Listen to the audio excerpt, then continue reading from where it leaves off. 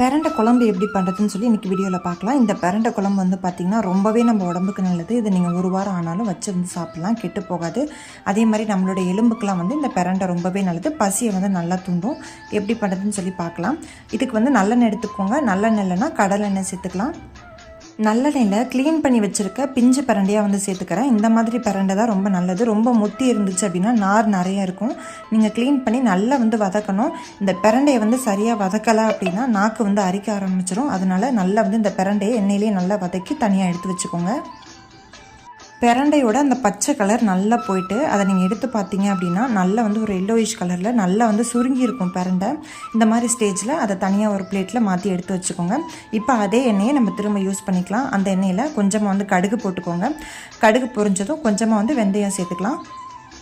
தாளிக்கிறதுக்கு கருவேப்பிலை போட்டுக்கோங்க. கருவேப்பிலை போட்டுட்டு சின்ன வெங்காயம் இருந்துச்சு அப்படின்னா டேஸ்ட்டு ரொம்ப நல்லாயிருக்கும்.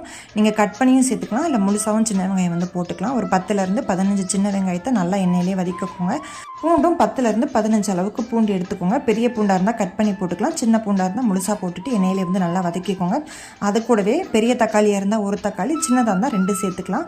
தக்காளி சேர்த்த உடனே அது கூடவே வந்து கல்லுப்பு போட்டுட்டிங்க அப்படின்னா தக்காளி நல்லா சாஃப்டாக வெந்து வந்துடும். தக்காளி வதங்கினோன்னா அது கூடவே மஞ்சத்தூள், தேவையான அளவுக்கு மிளகாய்த்தூள், மல்லித்தூள் தேவையான அளவுக்கு சேர்த்துக்கோங்க.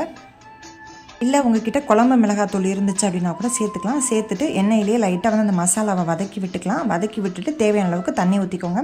தண்ணி ஊற்றிட்டு குழம்பு மசாலா எல்லாமே வந்து நல்லா கொதித்து வரட்டும். குழம்பு கொதிச்சுட்டு இருக்கும்போதே நம்ம வதக்கி வச்சுருந்தா பிரண்டையும் இது கூட வந்து சேர்த்துக்கலாம். தேவையான அளவுக்கு புளி தண்ணி சேர்த்துக்கோங்க. குழம்பு வந்து நல்லா சுண்டை வந்து கொதிக்கணும். இந்த குழம்பு ஒரு வாரம் ஆனாலும் கெட்டு போகாது. நீங்கள் வந்து வச்சு சாப்பிடலாம். ரொம்பவே நல்லது உடம்புக்கு. கண்டிப்பாக வந்து ட்ரை பண்ணி பாருங்கள். உங்களை இன்னொரு நல்ல வீடியோவில் சந்திக்கிறேன். தேங்க்ஸ் ஃபார் வாட்சிங்.